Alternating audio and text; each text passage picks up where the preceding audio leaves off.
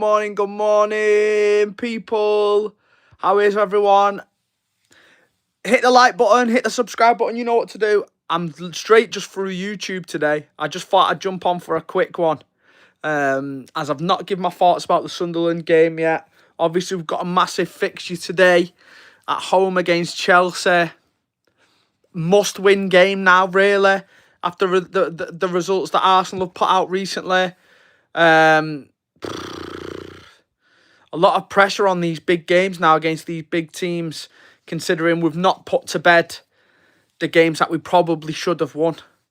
The Sunderland game, man. I mean, a lot of the conversations have come around how good they've been at home this season. Obviously, they've not lost the game yet at the Stadium of Light this year. So a lot of people are trying to glaze and sugarcoat the performance. Like that is a good result going away to Sunderland. But I don't know about that, mate. They're still a newly promoted Premier League football team. Yeah, we're still Manchester City Football Club. Yeah, they were missing numerous players. More players than anyone in the Premier League had gone to AFCON as well. So we probably had them at their weakest that they've been all season going into that game. And that should have been the one that we made a statement. And some of the players couldn't be asked. They couldn't be asked. And I don't care how much people want to protect them. For what they've done previously or what they've done so far this season. You can't have games off over Christmas and in a title race. You just can't. Haaland's took the last 2 games off now, in my opinion. He may as well not have been there. This game and the Forest game, very, very poor. And I know you're not allowed to criticise him. All the fans love him. I love him. But he's not above criticism. The last 2 games, he's been poor when we've needed him. We scraped through the Forest game against poor opposition. We barely scraped through the Sunderland game with a 0-0 against slightly better opposition, but still a newly promoted Championship side with half the team missing. Come on. We need to stop lying to ourselves. And he needs to step up. I had similar criticisms of him last year. He kind of starts the season on fire, and then the back end of last season, when we kind of needed him the most, you think back to that Southampton 0-0 away from home. Just not good enough at all. Foden wasn't good enough. Ruben Diaz getting the run around from Brobby. Some nobody striker. Do you know what I mean? Getting bodied, put on the floor. He's been poor the last 2 games since Maya Jama was in the away end. We lack a lot of physicality in this team and athleticism, and I think that's what's hurting us. That's what's hurt us in most games that we've lost this season. And I say it time and time again. The Villa game, the Newcastle game. We were too soft. They bullied us physically. And teams are starting to click onto that now. And Sunderland were kind of the same the other night. Look at the beatdown that striker was able to put on Ruben Diaz in that game when he got him 1v1. It's not good enough, man. What does this guy go gym all the time for? All the players say that he's never out the gym and stuff like that. No point going gym, Ruben, if you're just going to get bodied off every striker you come across. Nico Riley's form's dropped off a lot the last few games. I'm not saying that's all his fault. He's obviously played a lot of minutes this season. As a young player, playing in a new position. He probably is in need of a rest. That Gvardiol switch as well is going to give Pep a lot to think about. I don't know whether the switch will come today or maybe against Brighton.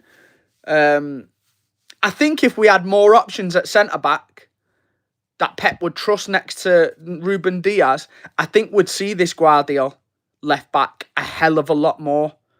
But the fact that we can't really play Ake in back-to-back games at the moment, The fact that obviously John Stones is always injured. Not sure about the Cousinov thing at the moment. Obviously, he was indispensable the start of this year, but he seems to have fell out of favour a little bit. But I think people are forgetting how good this guy was at left back last season, Josko Gvardiol.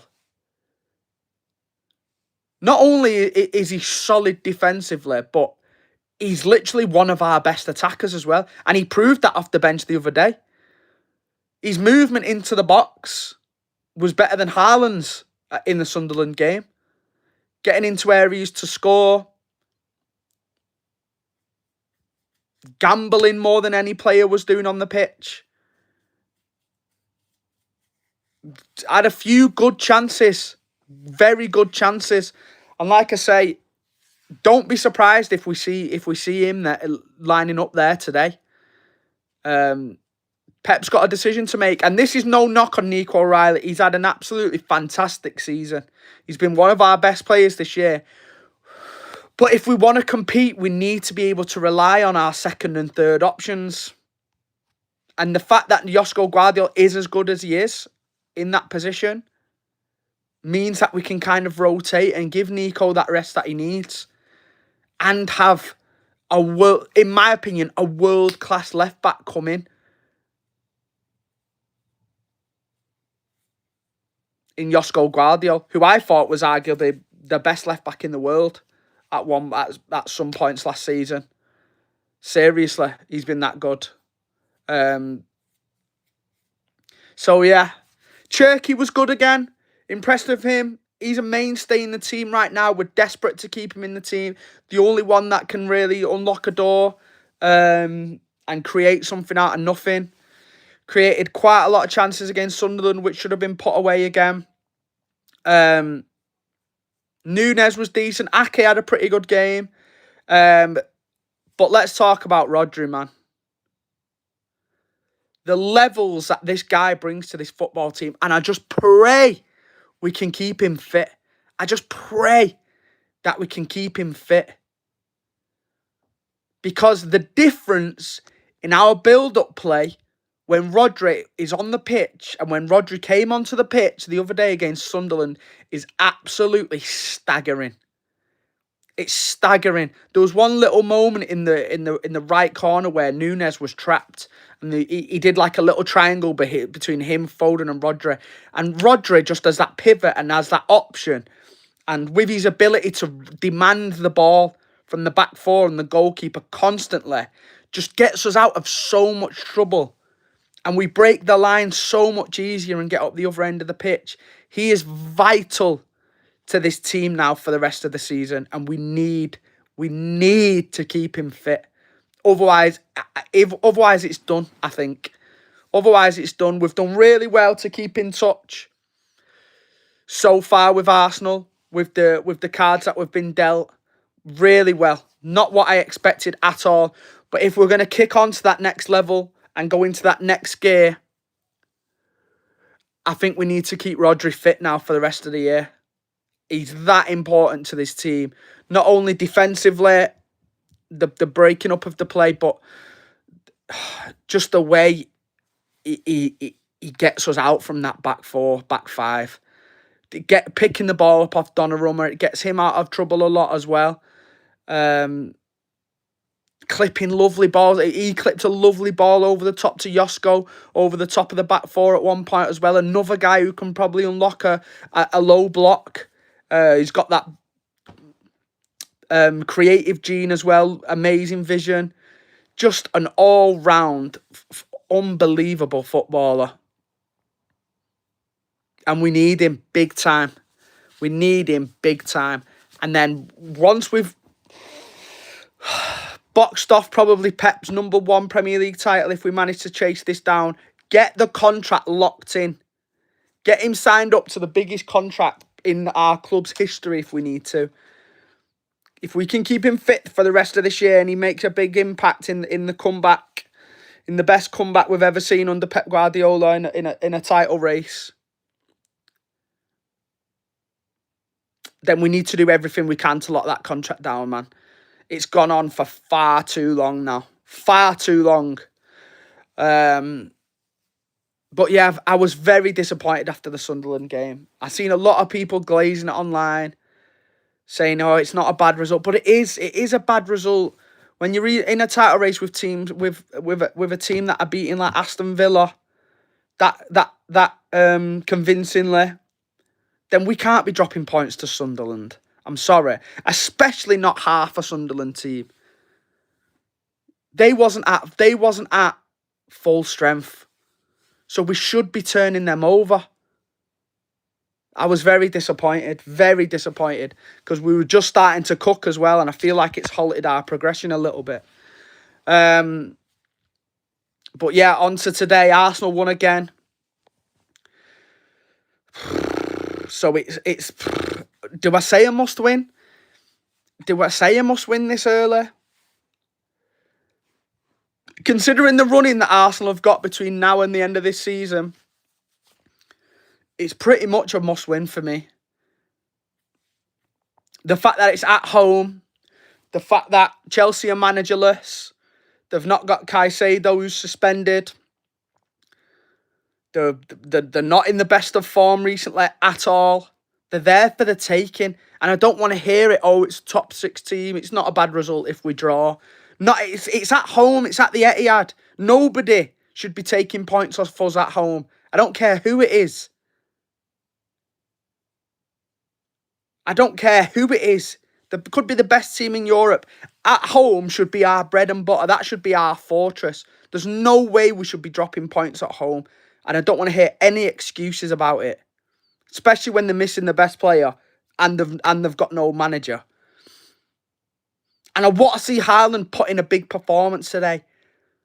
He needs to do it when we need him most. This Chelsea team's weakness is their back four. The back four is terrible. So if he can't get at these today and he can't bully him, then, I mean, we're cooked. Do you know what I mean? He needs to step up, man. He needs to step up. He's our number one player. He's our marquee signing. Got the biggest contract in world football, pretty much. So go and show us today, man. For Foden as well. I've got to add Foden to that as well. But it's been great for most of December. Carry does in quite a lot of games. But when the chips are down, like they are at the moment, and we're on the back foot after Arsenal's win yesterday, this is when we need it most. This is when you can't go missing. So please, fucking put it in there. I always say about Haaland, man, first 5-10 minutes, I want to see him flatten someone. Just strike fear. Just strikes a little bit of fear into the back four, like they don't want to go near him for the rest of the game. He let that Mukiele like bully him too early the other day against Sunderland. He was getting so tight to him, physical, and I don't know. He just seemed a little bit off it after that. When he gets a feeling like he can't bully them, I feel like he can shy away a little bit sometimes. So yeah, put it on him from the get-go. My team for Chelsea. Donnarumma. See, I'm in a little predicament as well with this left-back situation because I won't mind seeing Gvardiol, you know. I just like having that extra threat from the left-hand side. But would he even play like that if we've got Núñez right back anyway? He'd probably just drop into a back three, wouldn't he? If Núñez is high and wide. So maybe we do that against Brighton. If he is going to go Gvardiol, I'd imagine it would be Núñez, Diaz, Ake, Gvardiol. Sketchy obviously playing Ake in back-to-back games so close together with his injury record. But I mean, it's not like he's played a lot of minutes this year. I personally would go Cousinov, but then you're in a position there where you're moving Diaz over to left centre back, and there's just a few too many like moving pieces then, isn't there, for us to be comfortable. And I think Pep likes having that right foot, left foot balance in his back too. So if we're going to see Gvardiol, I'd imagine it'd be Diaz and Ake. Rodri's going to come back in, it seems, with Nico G's out. So I'd imagine it's going to be Rodri and Bernardo. And then I'd like to think Doku's going to come back into the team. So Rodri, Bernardo, Cherky, Foden, Doku and Haaland.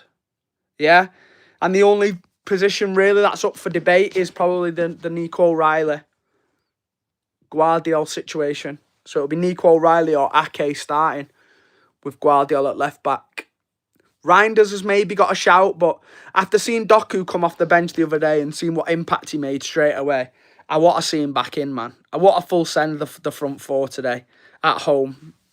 Let's go and put 2-3 past them in the first half. Why not? Like, what's stopping us doing that? Our biggest strength is our attacking players. So play to our biggest strengths.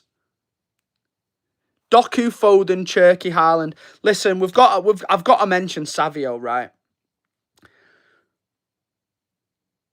Because, I mean, I have stuck up for him a little bit. I have been critical sometimes of him as well. He's a nice footballer to watch. He's got all the flicks and tricks. He's super quick. He's aggressive going at his man. But he might be the worst finisher I've ever seen in a Manchester City shirt. Like, I cannot get my head around his shooting technique when it comes to taking chances. The one that was flashed across the 6-yard box, he just had to literally get a little bit of contact on it with his left foot and he scored. It was actually harder to get the ball over the bar from that position than it was to get it in the net. The chance where he's going in on the left wing and he's one-on-one with the keeper, just the strike of the ball is so poor and so weak. I just don't, like, it's been the same issues that we've had with him since he first joined. It's always been about his shooting and about his finishing. So I'm starting to question now, what are we doing behind closed doors in training, in the drills that he does with Pep and with the coaches? Just go and put the guy in front of Donnarumma for an hour after training. Pay Donnarumma an extra 10 grand in his contract, yeah, if you have to. Send him in front of Donnarumma for an hour after training and say, you're not allowed to leave this pitch until you've put 50 goals past Donnarumma. Because it's getting beyond a joke now. You cannot be that bad at finishing when you play in a front three for Manchester City Football Club. You just can't. And if you're going to be that bad, then you need to kind of turn yourself into a Sterling type player when you're arriving at the back post and just getting tap-ins and open nets. Because Sterling missed a lot of them in his time, but he still put up crazy numbers because he always was arriving in the right positions.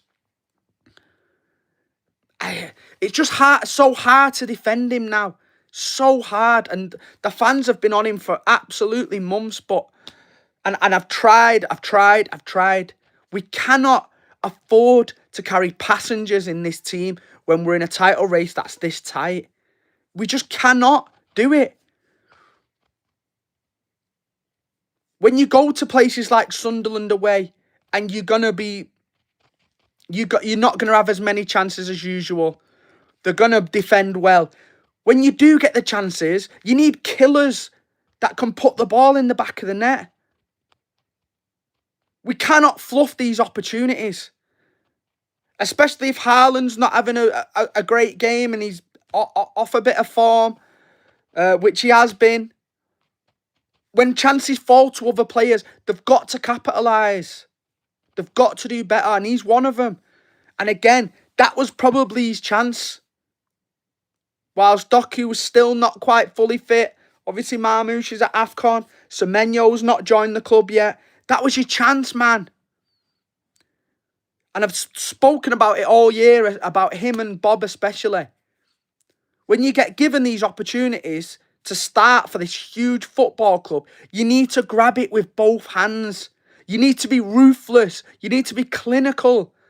And time and time again, they've disappointed us when we've needed them.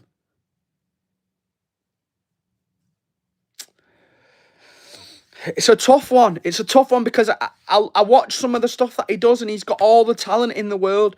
But how long can we carry a passenger that doesn't put the ball in the back of the net?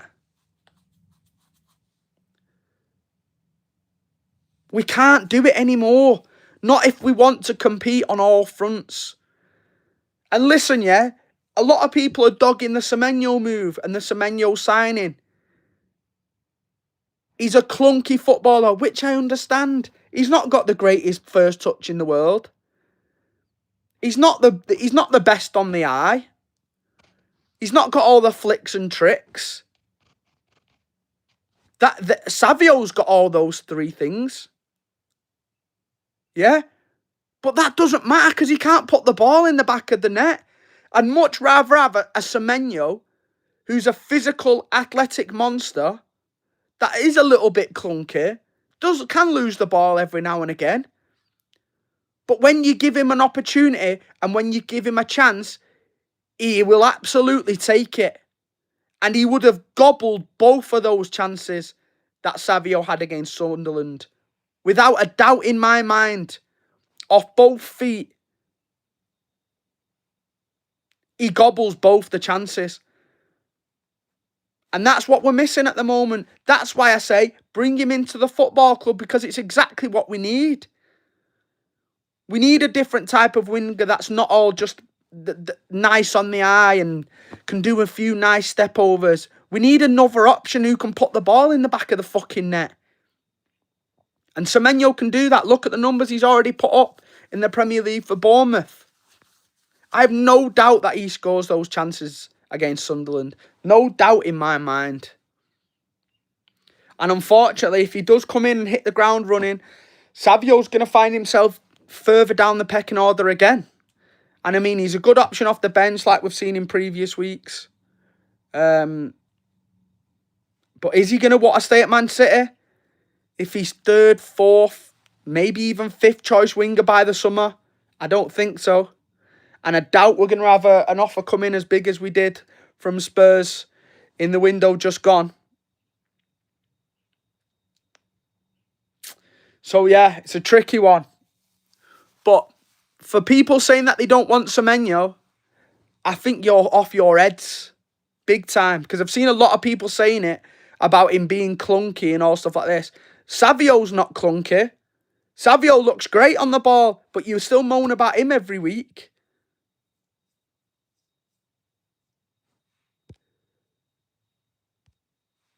Big up LB, man. I respect. I'm straight on YouTube.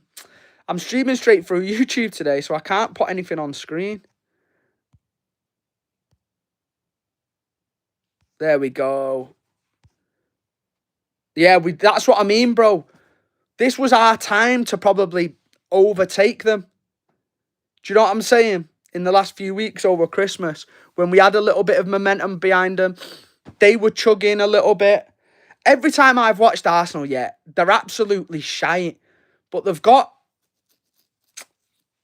just built the whole title charge based off of having a pretty solid defence and being able to bail themselves out of set pieces. That's pretty much it. You watch them and they're not even that good. They're not even that good. That's why whoever wins it this year, man, it'll be probably one of the worst teams in Premier League history, if you ask me. Because when I've watched City this season, even when we've won a lot of games, I still look at us and think, that's not a team that I'd expect to win the Premier League. Do you know what I mean? Thinking like the Forest win. Like, we're still not playing great at all. But we've still managed to keep in touch. That Arsenal team are so shit. But they've just got these variables that seem to bail them out, which we don't have right now. They can rely on keeping clean sheets when they need to. They can rely off getting like a 75th minute header off a corner. We don't really have that in our locker right now. So unless our plan A works, we're kind of fucked. because we don't really have loads coming off the bench currently with the injuries that we've got, with the players we've got away. So if it's not working right now, then there's nowhere to really turn. There's not really any options that we can rely on to come on and get us a goal or create something out of nothing, because they're already on the pitch. We're kind of a bare 11 right now. And it's tough, man. It is tough. Especially at crunch time with this fixture period right now, where you're playing a game every 2-3 days. This is when you need to get like a proper run going. And I mean, it has been a decent enough period, but I just hope that Sunderland result hasn't halted it completely. And we need to really kick on from today again by putting a Chelsea team who were tipped as title challengers only 3-4 weeks ago, put them to the sword today. And just show that we still mean business, man. Then a couple of signings in January. I mean, even if it's just Semenyo, it's still going to improve us. Obviously get a few of the lads back from AFCON. Obviously keep Rodri fit. It's a good question, LB. If we don't beat Chelsea, are you going to call it?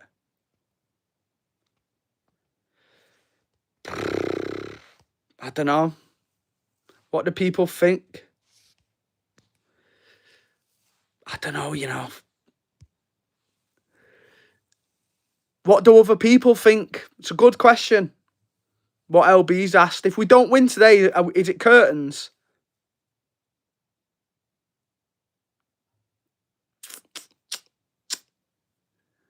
It might be, you know.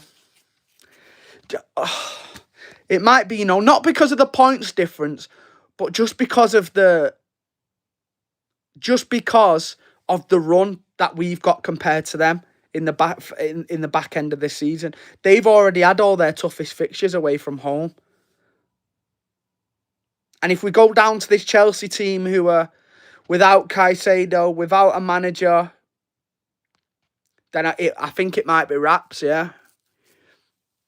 Which is crazy, because only 2 weeks ago I was saying we was going to win the league, man. After seeing Arsenal's performances, they were scraping past Wolves, etc. And we were looking like we were on a bit of a roll. How crazy that it can change so much in the space of 2 weeks. But you never know with Arsenal. They've bottled before, and they could bottle again. But there's just not enough games in their last 19 that I look at and think that could be a potential banana skin. Do you know what I'm saying? So I think it'll be tough. I think if we lose today, then I think it's wraps. If we draw, I think it's about 75% wraps. It's pretty much wraps. But if we win, and Rodri has another blinder, which is all it takes to get this fan base excited and to get the players believing again.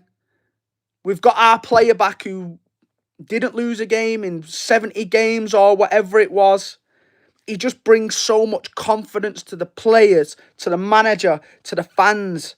If we can get him cooking in his first start against a Big Six team and beat them comfortably, then not even like points-wise, but just confidence-wise, and in the minds, the players will know that they can do it and that it can be done. So it is so important, this game today, especially if Rodri starts. Because I want to see the difference from the first whistle in our team when that man is on the pitch. We've seen what he's done in the past with us and with Spain, practically making us unbeatable before his injury. So yeah, big game for him. Massive game for him. And I hope he can do it, man. Rodri FC all the way. And if he can take us to a title this season, after what the Arsenal fans have been saying, then build him a statue straight away. Stick him right outside the Etihad. with all of our legends straight away if he can somehow guide us to a title this year. No watch along today philosophy, mate. No watch along. I'm supposed to be going, but my leg's still broke, innit? So I can't fucking... I can't barely get out the house, never mind get up them ramps at City. So I'll just be watching from home. No point me doing a watch along, is there? Because LB does it. That's his jam, innit? And most of you lot only fucking listen to me because I'm off his channel. So yeah, I subbed in for him once, didn't I? When he was on his flight. And we dropped a stinker. I think it was the game we got beat off Villa, wasn't it? So maybe I'm a fucking jinx, man, as well. But we'll probably look into a few watch-alongs, maybe the back end of this season, and maybe start up for next season. Once I've got a proper set up on that as well. I've still not got my desk and that set up in this new house. I need to sort it out big time, man. So if I set myself a goal to get it all set up by the start of next season, go in the disability section. Hey, I might start getting some good away tickets now. If I play on this broken leg, you know, getting the little disabled row at the front for all the big away games might actually work out in my favour, you know. So yeah, there we go, people. What else is there more to say? We've talked about Semenyo. Listen, I know there's been rumours about this Maresca guy. Having conversations with the board about, I want to talk to Man City and stuff like that. Keep that man away from my club, yeah? I've seen a lot of people saying that he'd be good for us and stuff like that. LB's one of them. Now, Thunder Road, it's still the one with the hammock, man. It's just winter, innit? So it's not hammock season. I am no to Maresca all day, every day. Keep that fraud away from my club. I don't know why people are on this Maresca train. He's an absolute nobody. He went to Leicester City. Yeah. Nearly bottled like the biggest lead in Championship history. He had like a 20-point lead and nearly crumbled that. He's already regressing this season with Chelsea from last year, where they came in the top 4. He's never had like one good season as a manager. And I know he won the Club World Cup and stuff like that, but are we really counting that fucking glorified like pre-season friendlies as a proper trophy nowadays? Nearly crumbled top 4. Looks like he's crumbling top 4 this season before he's obviously walked out the door. So why are people on this train where we really want this guy to be our replacement for Pep Gvardiol? Fucking madness. Listen, I'm VK all day, every day. If there's ever going to be a man, it should be Vincent Kompany. And I know he signed a new contract. So what Pep Guardiola needs to do, yeah, is say, right, as a favour to the fans, as a favour to you, the board, I will agree now to stick around until Vincent Kompany's contract's up at Bayern. Or until he's ready to leave. Okay? And then they just do a perfect transition in from Pep Guardiola to Vincent Kompany. And if it's not Vincent Kompany, then it needs to be just another massive name who plays good football, like Luis Enrique. Apart from that, I'm not interested. I don't want to start going in this direction where we're signing managers that are kind of on the up and coming, that don't really resonate with the club or the fans or the players. I know Vincent Kompany's young and up and coming, but he gets the fans. He gets what the club means. He'll walk into that changing room and demand respect instantly. He'll have the fans on side instantly because of just his demeanour and his personality and his aura. Yeah, his aura, I said it. Aura farming. But he's the man. He's got to be the man for me. And if it's not, then it's got to be a big name like Luis Enrique. But yeah, we'll touch on the Maresca stuff. We've done the Semenyo. Spoke that Sunderland game, disappointed. And Chelsea today, man, like I said, step up. I want big performances from Haaland and Foden today. And when we get our chances, put them in the back of the net. The fans are turning up. First home game in 2026. Show us that we mean business in this new year. Show us that we're still in a title race. Yeah, I'm not ready to give up yet. So the players need to have the same fucking mentality. I am confident in a win. Spam me your predictions because I'm going 3-1 City today. I think they might nick one. But I think that we can get at these big time now that they're a bit vulnerable. Without Caicedo, I think he's a massive loss for them. They've been leaking goals a bit recently as well because the back four is not that great. I'm going 3-1 City. So I am pretty confident. I'm confident but nervous because with confidence comes huge disappointment as well if things don't go our way. 2-0 Herbal, 2-1 window cleaning, Brownslug 3-0. Haaland due a big performance. He is, man. He's due a goal or two, for sure. So yeah, it's good that everyone else is feeling confident as well. Hopefully, it'll be a good result. And I'll be able to do a nice little buzzing reaction. But yeah, I think that's pretty much it for now. We'll wrap up. I'll try and jump on for an instant reaction after the game. Like I say, I'll be at home because I can't go because of my leg.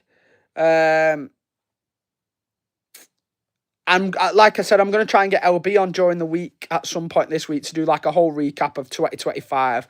Kind of how we're looking going into 2026 as well. There might be a panel show later as well. We'll see what he's got to say. So I might jump on that in a little while as well. But until then, if you've not already, make sure you hit that like button. We've had like 70 odd people in here, only 35 likes. Please hit the button if you've not done so already. Please subscribe to the channel, show your support, become a member if you can. And yeah, Happy New Year, everyone. I've not said it yet. How rude of me. Hope 2026 is full of happiness and wealth and good times and good travel and lots of City wins. And yeah, I might catch you after the game, panel show, or on here for a reaction. But if not, I'll catch you all very soon. Peace out, people. Have a fantastic Sunday. See you in a bit.